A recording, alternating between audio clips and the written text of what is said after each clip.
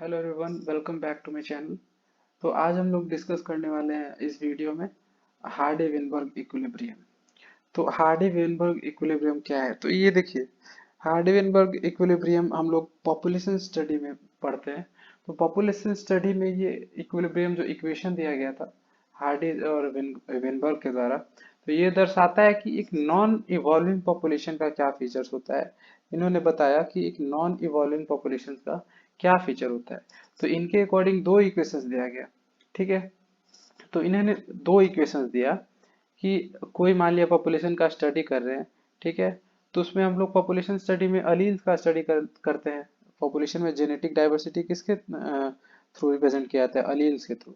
तो सपोज कर लिया किसी कैरेक्टर को स्टडी कर रहे हैं जिसमें जो उसका डोमिनेंट अलील है, ठीक है, वो हम लोग पी से रिप्रेजेंट कर रहे हैं, ठीक है। और उसका जो रिसेसिव अलील है उसको हम लोग क्यू से रिप्रेजेंट कर रहे हैं, ठीक है। ये है डोमिनेंट अलील, डोमिनेंट अलील। और उसी कैरेक्टर का रिसेसिव अलील को हम लोग क्यू से रिप्रेजेंट कर रहे हैं, रिसेसिव अलील, ठीक है। तो उन्होंने बताया कि जो डोमिनेंट अलील प्लस रिसेसिव अलील है, इसका सम वन होता है और हमेशा ही क्या होता है? कांस्टेंट होता है।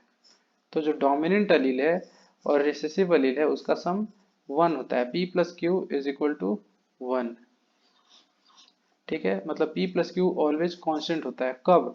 जब पॉपुलेशन नॉन इवॉल्विंग हो, मतलब कि ये पॉपुलेशन में हमेशा p प्लस क्यू कांस्टेंट होता है, ठीक है। अब दूसरा इक्वेशन इन्होंने बताया कि अब ये हम लोग अलील का बात कर रहे थे एक इंडिविजुअल में। अब कोई इंडिविजुअल क्या होता है? डिप्लॉयड होता है, मतलब दो क्रोमोसोम होता है। तो उसी कैरेक्टर का एक अलील होता है उसके एक पेयर ऑफ क्रोमोसोम पे, और उसका दूसरा अलील होता है उसी होमोलोगस पेयर ऑफ क्रोमोसोम के दूसरे सामने वाले क्रोमोसोम पे, सेम लोकस साइड पे, ठीक है, सेम पोजीशन पे। तो एक हम लोग बात करें पी, तो सामने भी तो कुछ होगा ना। तब ऑर्गेनिज्म का हम लोग जाइगोटिक कॉम्बिनेशन का बात करें कि कोई भी ऑर्गेनिज्म कौन सा जाइगोटिक कॉम्बिनेशन रख रहा है उस जीन के लिए, ठीक है, उस कैरेक्टर के लिए। तो क्या क्या हो सकता है? या तो पीपी रख सकता है, ठीक है, या वो पी क्यू रख सकता है, या फिर क्यू क्यू रख सकता है, ठीक है। तो ये क्या होगा? पीपी क्या होगा?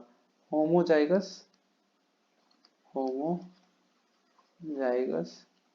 Dominant, dominant. इस केस में क्या होगा कि दोनों ही जगह क्या होगा? पीपी होगा। या फिर एक जगह पी हो सकता है, एक जगह क्यू हो सकता है, या फिर एक जगह क्यू हो सकता है और दूसरी जगह भी क्यू हो सकता है। तो ये जो पी क्यू है वो क्या है?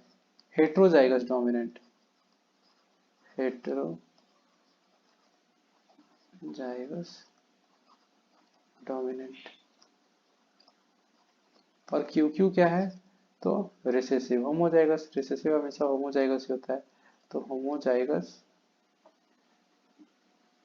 होमोजाइगस रिसेसिव, ठीक है। तो अब जो जहां P एक डोमिनेंट अलील को रिप्रेजेंट कर रहा था, PP क्या रिप्रेजेंट कर रहा है? तो होमोजाइगस डोमिनेंट इंडिविजुअल को रिप्रेजेंट कर रहा है। तो PP को हम लोग P स्क्वायर भी लिख सकते हैं।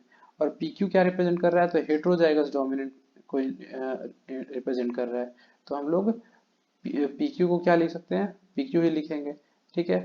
तो P स्क्वायर, ठीक है। किसी भी पॉपुलेशन में कोई ऐसा इंडिविजुअल है जो पी स्क्वायर रखता है, जाइगोटिक कॉम्बिनेशन, मतलब दोनों होमोजाइगस एलील रखता है, दोनों डोमिनेंट एलील रखता है, होमोजाइगस डोमिनेंट हो गया। कुछ ऐसा इंडिविजुअल है जो हेट्रोजाइगस डोमिनेंट है, पी क्यू है। और कुछ ऐसा इंडिविजुअल है जो होमोजाइगस या फिर होमोजाइगस रिसेसिव है, क्यू स्क्वायर है। तो बोले कि अगर तीनों तरह के इंडिविजुअल्स को हम लोग सम करते हैं उस कैरेक्टर के लिए, उस कैरेक्टर का homozygous dominant, heterozygous dominant and recessive, तो वो भी कांस्टेंट होता है उस पॉपुलेशन का। मतलब P square plus Q square plus two P Q, वो भी क्या होता है? कांस्टेंट होता है।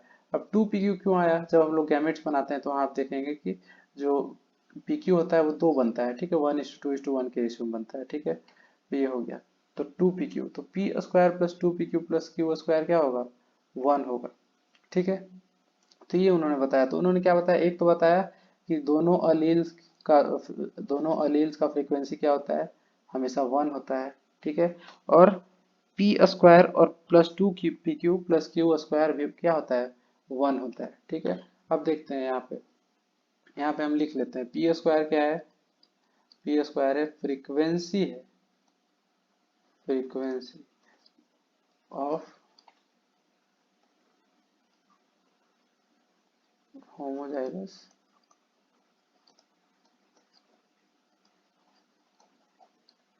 डोमिनेंट, ठीक है। 2 पी क्यू क्या है, तो फ्रीक्वेंसी है पाए जाने की कैसे इंडिविजुअल्स की, हेट्रोजाइगस डोमिनेंट, हेट्रोजाइगस डोमिनेंट। और क्यू स्क्वायर क्या है, तो फ्रीक्वेंसी है रिसेसिव इंडिविजुअल्स के पाए जाने की, ठीक है। और इसका सम क्या होता है, हमेशा एक कांस्टेंट होता है, ठीक है। तो हार्डी विनबर्ग प्रिंसिपल जो है वो एक्सप्लेन करता है characteristics of non evolving population. एक कोई नॉन इवॉल्विंग पॉपुलेशन जो इवॉल्व नहीं कर रहा है उसका कैरेक्टरिस्टिक एक्सप्लेन करता है कि वैसा पॉपुलेशन में हमेशा अलील्स का जो सम होता है, अलील्स के पाए जाने की प्रोबेबिलिटी का जो सम होता है वो हमेशा 1 होता है, मतलब कांस्टेंट होता है। और वैसे ही तीनों तरीके के individuals, homozygous dominant, heterozygous dominant और रिसेसिव, तीनों के सब प्रोबेबिलिटी जो होता है पाए जाने का वो भी 1 होता है, जो कि कांस्टेंट है, ठीक है। ये उन्होंने बताया। लेकिन अब आगे ध्यान देने वाला बात ये है कि देखिए when frequency of the population is measured, अब क्या हुआ कि ये उन्होंने बताया लेकिन रियल में क्या किया गया, पॉपुलेशन स्टडी किया, जीन के बारे में स्टडी, ये अलील्स के बारे में स्टडी किया कि उस कैरेक्टर का कितना अलील्स कितने इंडिविजुअल में पाया जा रहा है और फ्रीक्वेंसीज निकाला गया। तो जब फ्रीक्वेंसीज निकाला गया, ठीक है, पी प्लस क्यू निकाला गया, P square plus 2 P Q plus Q square निकाला गया, तो रिजल्ट जो था वो काफी शॉकिंग था और रिजल्ट कांस्टेंट नहीं था, ठीक है, रिजल्ट कांस्टेंट नहीं था। तो अब इससे क्या पता चलता है, जो रिजल्ट है वो differ from the expected value. Expected value क्या था कि 1 आना चाहिए था जो कि कांस्टेंट है, तो p प्लस क्यू 1 नहीं आया और ना ही P square plus 2 P Q plus Q square बराबर 1 आया। तो यहाँ क्या हो गया, यहाँ तो फिर हम कह देंगे कि हार्डी विनबर्ग ऐसे ही कुछ भी बकवास कर दिए, ये आया ही नहीं, मतलब ये गलत है। लेकिन गलत नहीं है, इन्होंने कुछ बताया और लोग समझ नहीं पाते कि इन्होंने क्या बताया। देखिए इन्होंने ये बताया कि ये हमेशा कांस्टेंट होगा एक नॉन इवॉल्विंग पॉपुलेशन का, लेकिन रियल में ये बताना चाहते थे कि पॉपुलेशन जो है कभी भी नॉन इवॉल्विंग नहीं होता है, नॉन इवॉल्विंग नहीं होता है।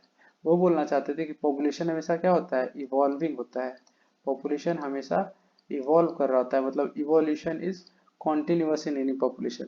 अब ये देखिए कैसे पता चला, अब देखिए ये हम लोग, ये उन्होंने बताया कि हार्डी विनबर्ग जो इक्विलिब्रियम है वो हमेशा ये कांस्टेंट होगा, 1 होगा, जब जब ये सब फैक्टर्स काम नहीं करेगा। ये उन्होंने बताया साथ साथ कि ये सब फैक्टर्स जब काम नहीं करेगा तो हमेशा ये पॉपुलेशन के लिए भी प्लस क्यू 1 होगा, कांस्टेंट होगा, और P square plus 2 P Q plus Q square 1 होगा। तो क्या क्या फैक्टर उन्होंने बताया, तो जीन माइग्रेशन, ठीक, जीन माइग्रेशन मतलब इमिग्रेशन हो जाए, ठीक है, इमिग्रेशन हो जाए, कोई पॉपुलेशन से इंडिविजुअल्स आ जाए या चला जाए तो ये इसके कारण जीन पूल चेंज होता है, जीन माइग्रेट करता है। तो ये फैक्टर हो गया, मतलब पॉपुलेशन में कोई आना नहीं चाहिए, कोई जाना नहीं चाहिए, तब ये कांस्टेंट होगा। एक तो ये बताया, फिर दूसरा बताया कि जेनेटिक ड्रिफ्ट नहीं होना चाहिए पॉपुलेशन में, तब ये कांस्टेंट होगा। इतना सारा कंडीशन बताया। जेनेटिक ड्रिफ्ट मतलब कि जब जीन माइग्रेशन सडन होता है उसको जेनेटिक ड्रिफ्ट बोलते हैं। फॉर एग्जाम्पल कि एक आइसबर्ग था, उसमें बहुत सारा पेंगुइन्स रह रहा था, अब किसी कारण से ये टूट गया, ठीक है, तो क्या हो गया, दो पार्ट्स में बट गया। अब ये एक बहुत बड़ा जीन पूल टूट गया और सेपरेट हो गया, आइसोलेट हो गया, अब दोनों का जीन पूल क्या हो गया, अलग अलग हो गया। इसी को बोलते हैं जेनेटिक ड्रिफ्ट, अचानक से ड्रिफ्ट कर जाना जीन पूल का, ठीक है, एक पार्टिकुलर हिस्सा, काफी बड़ा हिस्सा, ठीक है। तो ये भी नहीं होगा, तब होगा वो कांस्टेंट। दूसरा कंडीशन बताया। तीसरा कंडीशन बताया कि म्यूटेशन भी नहीं होना चाहिए पॉपुलेशन में, तब होगा कांस्टेंट। चौथा कंडीशन बताया कि जेनेटिक रिकॉम्बिनेशन भी नहीं होना चाहिए पॉपुलेशन में, तब होगा कांस्टेंट। तो जेनेटिक रिकॉम्बिनेशन क्या होता है, जब क्रॉसिंग ओवर होता है सेक्सुअल रिप्रोडक्शन में, गैमेट फॉर्मेशन के टाइम वहाँ जेनेटिक रिकॉम्बिनेशन होता है।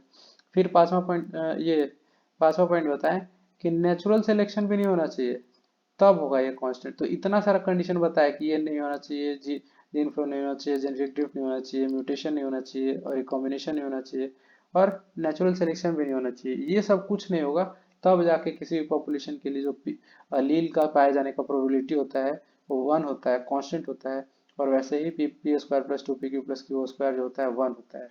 लेकिन फिर हम लोग ये जानते हैं कि ये सब ऐसी चीजें हैं जो कभी भी रुक नहीं सकती है, हमेशा क्या होता है, होते रहता है। जीन फ्लो को कोई नहीं रोक सकता है, वो होगा ही होगा। जेनेटिक ड्रिफ्ट कहीं हद तक मान लिया कि रुका हुआ है तो म्यूटेशन होगा ही होगा। ठीक है, जेनेटिक रिकॉम्बिनेशन तो होगा ही होगा, कोई नहीं रोक सकता है सेक्सुअल रिप्रोडक्शन में। और नेचुरल सिलेक्शन भी होगा। तो उन्होंने बोला कि ये सब नहीं होगा तो हमेशा ये क्या होगा, कांस्टेंट होगा। लेकिन ये सब होता है, ये हम जानते हैं, मतलब हम लोग को क्या समझ में आया कि ये कांस्टेंट नहीं होगा। और एक चीज हम लोग को और पता है कि ये सब जो फैक्टर्स हैं वो क्या कराते हैं, इवोल्यूशन कराते हैं। These are the factors responsible for evolution. यही तो है जो इवोल्यूशन कराता है। तो ये होगा और ये इवोल्यूशन कराता है। ठीक है, मतलब कहने का मतलब क्या हुआ कि हमेशा ही पॉपुलेशन में इवोल्यूशन होते रहेगा।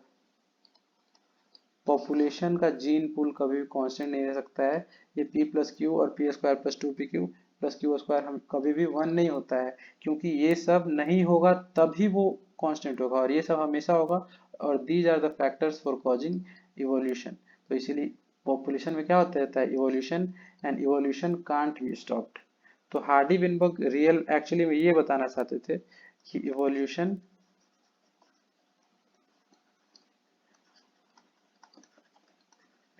can't be stopped in a population। ठीक है, इवोल्यूशन हमेशा ही होगा, evolution is continuous, evolution is continuous. ठीक है, और ये कि the direction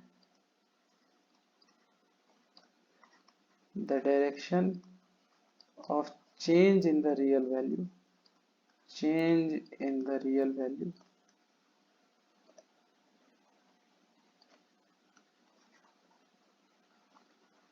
from the expected value